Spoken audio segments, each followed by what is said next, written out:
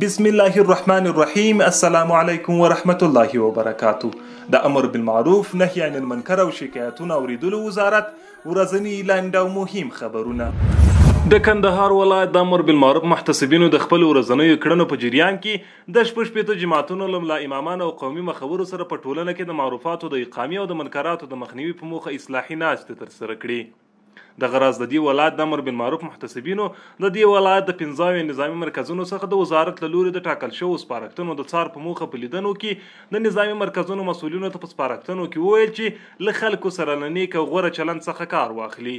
او د وزارت له لوري شویو سپارښتنې په پوره توګه پلي کړي. د پروان ولایت د امر بالمعروف رئیس د دې ولایت د علماو شورا له رئیس سره په ټولنه کې د معروفاتو د اقامې او د منکراتو د مخنیوي او په کارونو کې د همغږۍ په موخه ناسته ترسره کړه. په دې ناسته کې د یاد ولایت د امر بالمعروف رئیس په ټولنه کې د منکراتو مخنیوي د هر مسلمان الهي مسؤلیت وباله او له هغوی وغوښتل چې په دې برخه کې له محتسبینو سره مرسته وکړي.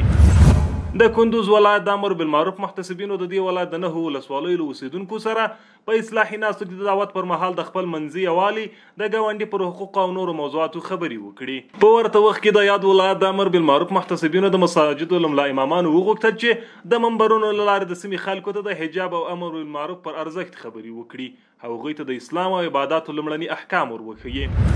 د کونړ ولایت د امر بالمعروف محتسبینو د دې ولایت د مرکز په ګډون په 15 ولسوالیو کې محتسبینو د دې ولسوالیو له دیني عالمانو قومي مخورو او ځوانانو سره یو ځای د استسقا لمنځونه ادا کړل څو الله جل جلاله توبه قبول او د رحمت بارانونه وکړي چې دې سره به هیواد ښېراز او د وچکالۍ مخه ونیول شي.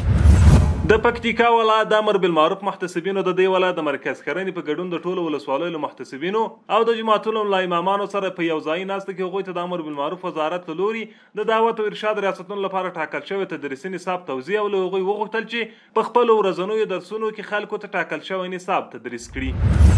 د امر بالمعروف وزارت د نظامی معاینات اړوند د ازاله منکراتو ریاست له لوري په نظامی برخه کې د منکرات د مخنیوي په موخه ټاکل شوی 3 کسیز هیئت چې مشري د دې وزارت د ازاله منکراتو رئیس مولوي راز محمد حمید پر غاړه و د پلازمینې کابل د استخباراتو عمومي ریاست اړوند ځینو ریاستونو له مسؤلینو سره په یو ځای ناسته کې هغوی ته د مشرتابه فرامین او د وزارت له لوري شوی سپارښتنې بیان کړي او ویل چې د وزارت له لوري په نظامی برخه کې ټاکل شوی سپارښتنې باید په پوره توګه پلي شي.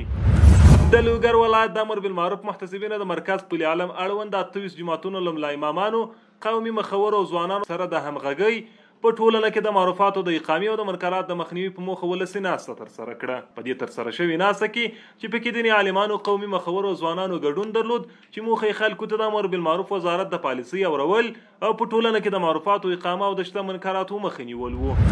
د هرات ولایت د امر بالمعروف نهی عن المنکر او شکایتونو اوریدلو ریاست محتسبینو د مرکز په ګډون د ولسوالیو له دیني عالمانو قومي مخورو او ځوانانو سره په بیلابیلو اصلاحي ناستو کې له هغوی وغوښتل چې د امر بالمعروف وزارت له لوري په ټولنه کې د منکراتو د مخنیوي په موخه د شویو سپارښتنو په پلي کولو کې ورسره مرسته وکړي څو په ټولنه کې الهي احکام پلي او د شته منکراتو مخه ونیول شي.